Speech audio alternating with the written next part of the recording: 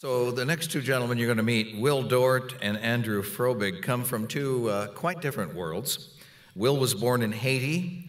Andrew was born in Salem, Oregon. Their lived experiences are quite diverse, and at first thought you might think they would have nothing in common. What brought them to Fargo? How did they meet? In preparation for this presentation, we asked Will and Andrew to both consider this. Think of a time when you realized you would need to make significant changes in your life to become the man you wanted to be. Tonight they're going to exchange their stories. That actually means Will is going to share Andrew's story in first person, and then Andrew will share Will's story in first person. So each of these men have a story to tell. It's going to be interesting to see how they tell each other's stories. My name is Andy Frobig.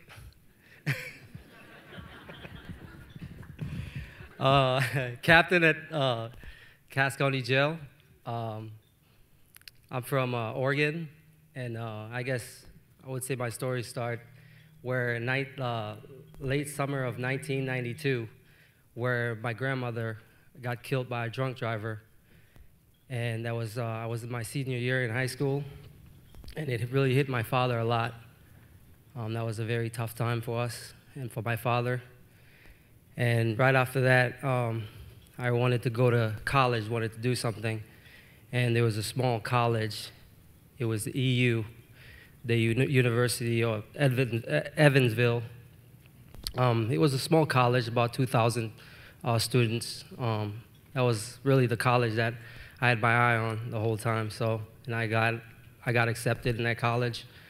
And during that time, I had joined a fraternity and was partying a little bit, and then shortly later, I met my wife, Jen, but it's not Jen, but it's Sam. But I'm working on this.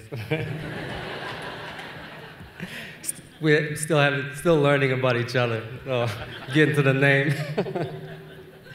So. Yeah, we met, but shortly later I went over to London to study, and during that time, Jan was actually dating my fraternity brother, Brian, at that time, and I know I came back and I met a young lady, and we ended up getting married, and it didn't work out, where we ended up getting a divorce. And my life was turned upside down, and where I had to file for bankruptcy and things wasn't going well. And during that time, I am trying to get my life together, where I ended up getting a job over at the prison in Minnesota. And during that time, I was renting a small bedroom, sleeping on a twin bed, and you see, I'm a big guy.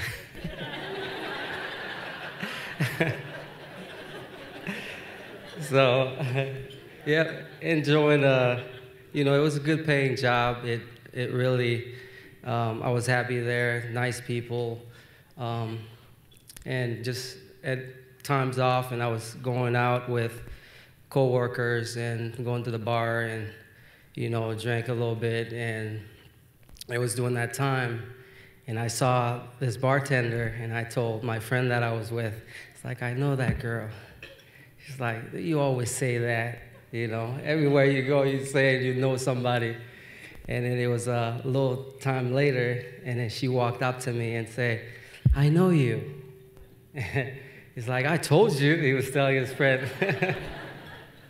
He's like, yeah, what's your name? And I told him my name, and then he's like, yeah, I used to date your roommate, Brian. And she probably know more than I do, but when she would come over, I was pretty heavily wasted a little bit, college time. And she, during that time, and then came back later. She was only working there a couple nights a month. And then I remember I went back, and then we hit things off. And then not too long later, she had an offer at a job in Fargo. And she had to take the job, and she came to me and told me that yeah, I got a job in Fargo, North Dakota, and I have to take it. And during that time, I said, let's try the long distance thing out. But when she went out there, and then she said, there's a job opening over in Cass County Jail. And I'm like, well, the job I'm doing, I can do it anywhere. So I end up getting that job there and start working in the Cass County Jail, my late 20s. And during that time, Sheriff Laney just got in the office. I was the first person that he gave a promotion to during that time. And I remember, going out and then just drinking a little bit. And then that's during that time it hit me that, I see a lot of people at the jail, at the lowest point, with alcohol, with drugs and everything like that. And recently I had a friend that died of a drug overdose, and it really hit me that I need to take this job serious, more than that I was taking it. So that's during that time I decided to just use this opportunity, use this platform to help people change their lives. And that's what I went to the academy, the police academy, and where I got another promotion again. And in 2014, I was promoted to the captain of the Cass County Jail. And during that time, I started getting involved with the jail chaplains ministry. And Jerry Leach had told me that, there's this guy named Will, he's about to get deported. We're trying to help this guy out. And during that time, I started looking at the paperwork and see what had happened. But when I looked at the paperwork, he was going back to Haiti, doing some charity work with his wife, and that he was grabbed by immigration and he was about to get deported. And it's not something that, I've done before, and I know that he was going through the pardon board, and I said, I'll do anything to help, and anything that I can do to influence the pardon board that I would. During that time, we loaded a few cars. We went out there. It was me, Matt Iverson, Mr. Dave Heidi, former Governor Ed Schaefer, Nancy Schaefer, Jerry, Mike. We went out there to Bismarck. Big squad, powerful squad. So we went out there, and I testified on his behalf, saying, he's made a mistake. He owned up to it. He's doing really good, and you guys should really give him a second chance at this. But he ended up getting the pardon. Amen. And thank you to Governor. Oh, man. And the proudest moment is seeing him get his citizenship. That was a very proud moment in my life because, 2 Class A felony that this young man had gotten, that's direct deportation. And to see, from 2 Class A felonies and then to being a U.S. citizen, that was very proud for me. And I know I had to use this platform to help people like Will and other people that are trying not to stay in that path that they were going in, because these people at the Cass County Jail, they will eventually get out, and that if we don't do something about this, that they just gonna come right in and be the menace of society. So that's one of the reasons I do what I do, and I partner up with the jail chaplains, and we look to help change people's life like Will and so many others that's been through this program. And I appreciate just the effort, and I appreciate the whole town getting involved, trying to support this program. It's an awesome program. I've seen it firsthand that it works, and give God the glory.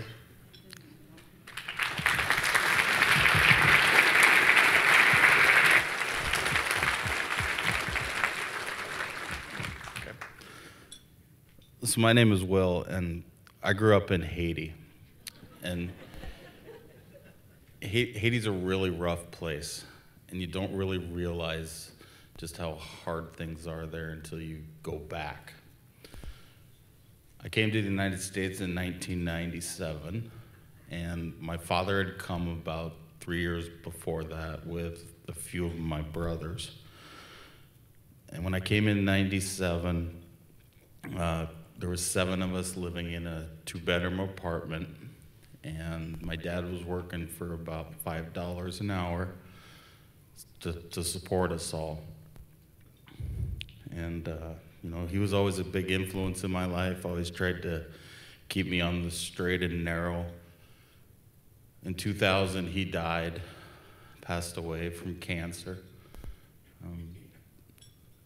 If he had been diagnosed just a few years earlier, we probably wouldn't even have been able to come to the United States. And when he passed, it was hard. My mom, she had to take care of all of us. And after a couple years, I turned 18, and I had a friend that needed a co-signer to get his own place. So I decided it was time for me to be less of a burden at home, and I moved in with him. And he was using drugs, and he was selling drugs.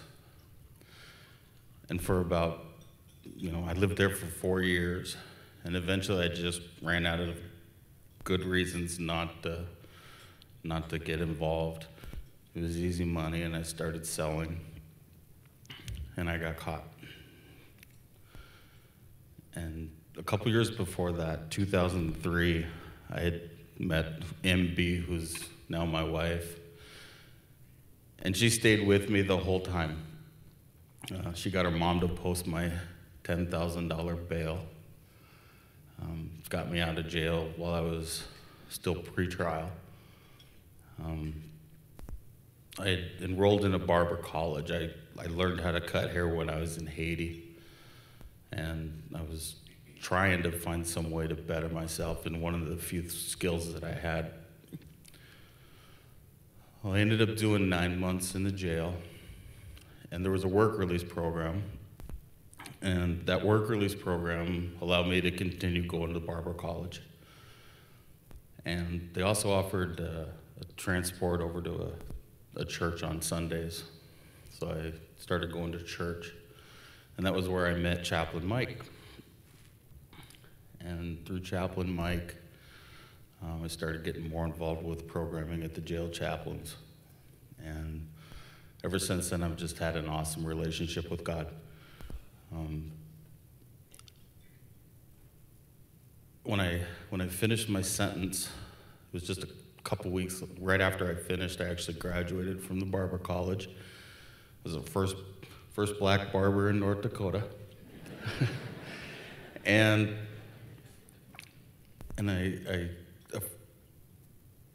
a friend of mine, you know, I lost my financial aid because of the criminal record I had.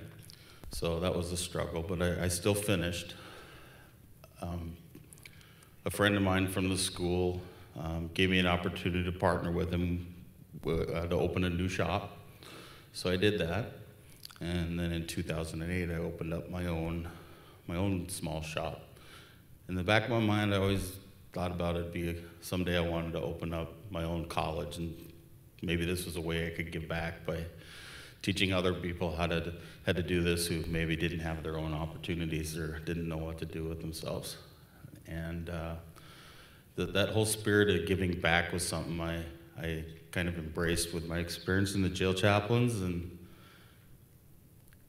you know, I scheduled a trip to go back to Haiti because I wanted to go back and do some mission work and help the people back there. I remembered how rough it was.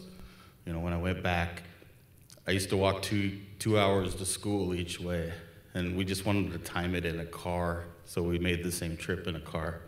And it took us 35 minutes because the roads are so horrible. It just really eye-opening when you go back, and when that's all you know, that's all you know. But when you go back, it's really just breaks your heart. So problem was that I got flagged when I tried to go back to Haiti the second time. I got flagged by immigration. They now saw my criminal record, and after everything I'd accomplished and tried to do the right thing and make amends, I was facing being deported.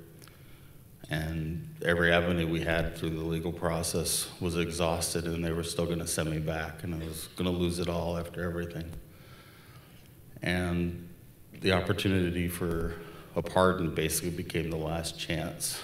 And I told my story to Jerry, and she went to work, and I don't know how it all came together, but so many people showed up that day to having been a part of that whole process that I went through and being there for me, and they were all there for me one last time. And I think the most important thing to mention is that as I reflect on that, it was everything that I had been running from my whole life that came to rescue me once again. The church, law enforcement, even the jail chaplains. They were all there for me. And by the grace of God, I was one of the very few people that ever does get that pardon. And I decided right then and there that I was going to continue pursuing those dreams and make sure I dedicated everything towards trying to give those opportunities and recognize those needs in other people. And I've since then opened my own college, and I put people through to become licensed barbers. And I've just opened up my own new shop, 24 chairs. We're employing lots of people. And I've joined the board of the jail chaplains. And I've been able to focus my life to give people that once had no hope that sense of pride and dignity that they can do better with their lives if they just get some support. So, Will, what did you learn just from the process of preparing Andrew's story? I guess what I learned is that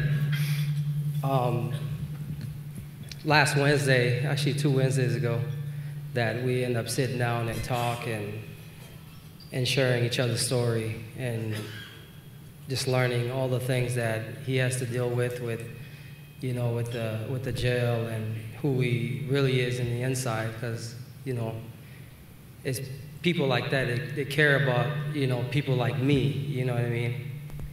And the thing I learned that they're willing to go and stick their neck out there for a total stranger, and I believe that's who Jesus Christ and what Jesus Christ demonstrated for us. That before we were in the mud sinning, and he still cares for us, and he still dies for us. And those people with the heart of Christ. And that's what I learned about him, and about a lot of the people that stand aside me while I was learning about Captain Andy and sharing the story. So, Captain Andy, what did it seem like what did it feel like listening to him be you? Well, it was hard enough for me to even share some of that stuff with anybody to begin with. When Jerry first approached us with this idea, and we started thinking it through, having been able to compare the two stories, what really struck me was just how many different intersections there were. I mean, when you look back at dates, how many things that we had in common, even though we're, like you said at the beginning, completely different backgrounds. Completely different paths. But yet at so many times over those years as our paths were converging here to that point in Fargo, at almost the exact same time in our own lives, those periods of points of tragedy and transition and crisis and then rebuilding, which is something that we share, that had we not done this project, we probably never would have known about each other. One of the things I asked Will to do for this was to try to share more details with me that were from the story before what I already know about him. Once he got to Fargo, that background information about what led to him getting involved in the justice system. And that was really a point of reflection for me. Well, you both had a lot of detail about yourselves / the other person, so I think they must be pretty good listeners. I'd say that for you. So, by the way, if you need a haircut, Will owns the Skill Cuts Barbershop, Salon, and Barber College. He can also teach you how to do it if you want to. We probably hope you don't run into Andy professionally. I can also get you a haircut if you need one. Yeah, okay. Maybe you'll see him at the hardware store, or, but if you need a friend, he's the guy to go to. Thank you, gentlemen. Thank you for being transparent.